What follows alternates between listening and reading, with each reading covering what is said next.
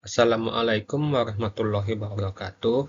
Perkenalkan, nama saya Fatur Rahman dengan NIM 202311595 dari kelas AU.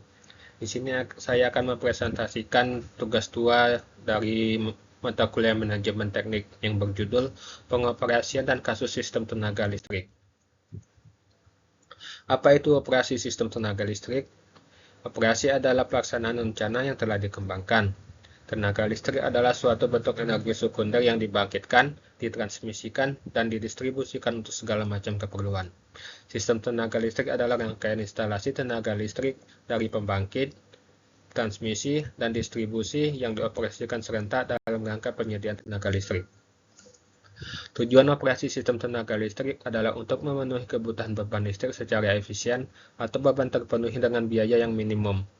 Dengan mempertimbangkan sasaran operasi tenaga listrik, atau sistem harus dapat memenuhi standar dalam keamanan lingkungan, memiliki keandalan yang baik, dan dapat melayani permintaan secara kontinu dari waktu ke waktu.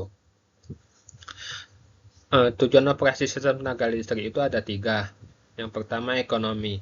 Berarti listrik harus dioperasikan secara ekonomis, tetapi dengan tetap memperhatikan keandalan dan kualitasnya. 2. Keandalan. Merupakan tingkat keamanan sistem terhadap kemungkinan terjadinya gangguan. Sedapat mungkin gangguan di pembangkit maupun transmisi dapat diatasi tanpa mengakibatkan pemadaman di sisi konsumen. 3. Kualitas. Tenaga listrik yang diukur dengan kualitas tegangan dan frekuensi yang dijaga sedemikian rupa sehingga tetap pada kisaran yang ditetapkan. Kondisi operasi sistem tenaga listrik ada 4. Yang pertama, kondisi aman. Merupakan seluruh konsumen dapat dilayani, keandalan operasi teratasi, dan security system dapat dipenuhi. 2. Kondisi siaga. Seluruh konsumen dapat dilayani, kendala operasi dapat dipenuhi, tetapi security system tidak dapat dipenuhi. 3. Kondisi darurat. Konsumen tidak dapat dilayani, kendala operasi tidak dapat dipenuhi. 4. Kondisi pemulihan. Peralihan kondisi darurat tenaga listrik yang diukur dengan kualitas tegangan dan frekuensi yang dijaga sedemikian rupa, sehingga tetap pada kisaran yang ditetapkan. Persoalan operasi sistem tenaga listrik. Yang pertama, pengaturan frekuensi. Data yang dibangkitkan dalam sistem tenaga listrik harus selalu sama dengan beban sistem. Hal ini diamati melalui frekuensi sistem. Jika daya yang dibangkitkan dalam sistem lebih kecil daripada beban sistem, maka frekuensi turun, dan sebaliknya, apabila daya yang dibangkitkan lebih besar daripada beban, maka frekuensi naik. Untuk tentang frekuensi pada sistem operasi tenaga listrik, dengan frekuensi 51,50 Hz atau sampai dengan 52 Hz, maka beroperasi selama paling singkat 15 menit. 51 Hz sampai kurang dari sama dengan 51,50 Hz berarti beroperasi selama paling singkat 90 menit. Dengan frekuensi 49 Hz kurang dari sama dengan 51 Hz berarti beroperasi secara terus-menerus. Dan frekuensi 47,5 kurang dari sama dengan 49, maka beroperasi selama paling singkat 90 menit. Frekuensi 47 Hz kurang dari sama dengan 47,5 Hz beroperasi paling singkat 6 detik. Yang kedua, pemeliharaan peralatan.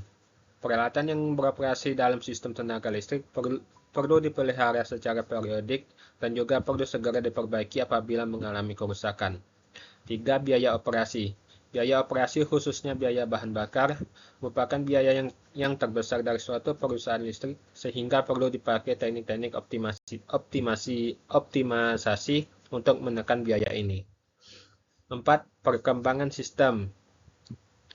Beban selalu berubah sepanjang waktu dan selalu berkembang sesuai dengan perkembangan kegiatan masyarakat yang tidak dapat dirumuskan secara eksak, sehingga perlu diamati secara terus-menerus agar dapat diketahui langkah pengembangan sistem yang harus dilakukan agar sistem selalu dapat mengikuti perkembangan beban sehingga tidak akan terjadi pemadaman tenaga listrik dalam sistem.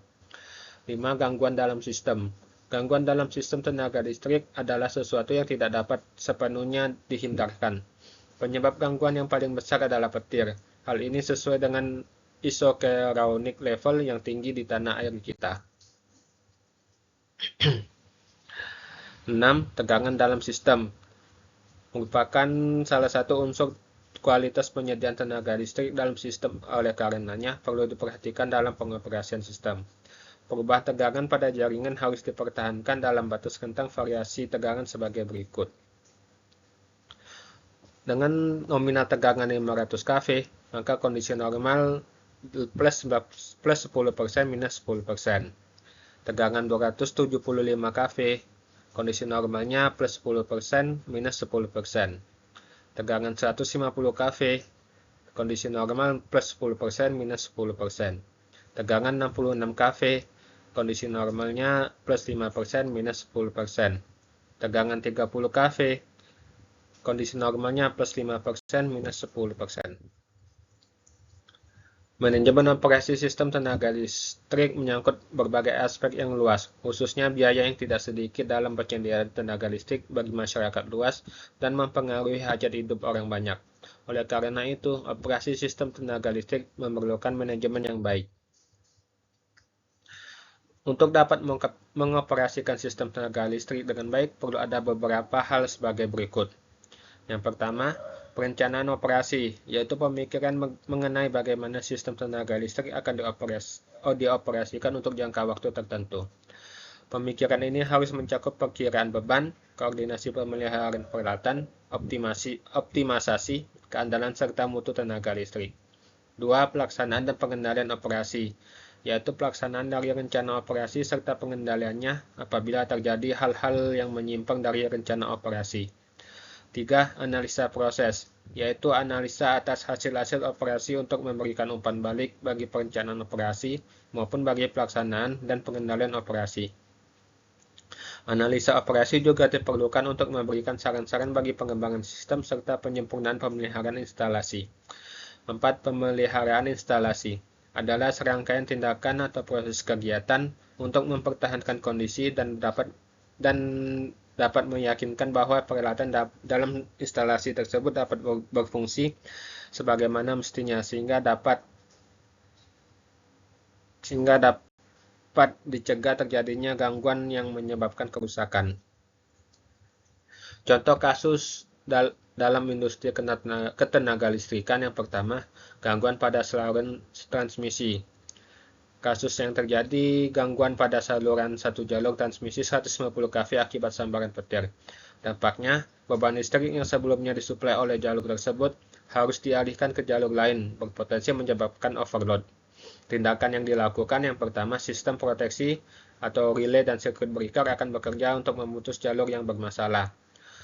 2. Operator di pusat kontrol atau SCADA menganalisis dan melakukan switching untuk mengalihkan beban. 3. Jika perlu dilakukan pemeliharaan dan restorasi jaringan. Untuk kasus yang kedua ada overload pada gardu induk. Kasusnya yaitu beban listrik di suatu daerah meningkat drastis, misal pada saat musim panas, menyebabkan arus pada trafo di gardu induk melebihi kapasitasnya. Dampak yang terjadi, trafo dapat mengalami overheating dan menimbulkan resiko kerusakan. Tindakan yang dilakukan, yang pertama, operator melakukan redistribusi beban dengan mengalihkan sebagian pasokan dari gardu induk lain.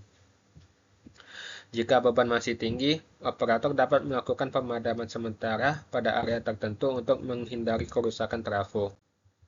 Untuk kasus ketiga, ada gangguan pada jaringan distribusi.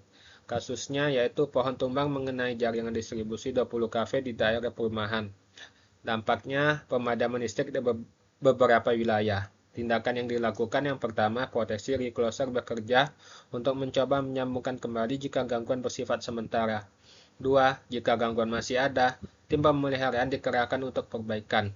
3. Operator melakukan manuver jaringan untuk menyuplai kembali sebagian wilayah terdampak. Sekian presentasi dari saya mengenai pengoperasian dan kasus dalam bidang industri ketenagalistrikan. Terima kasih. Assalamualaikum warahmatullahi wabarakatuh.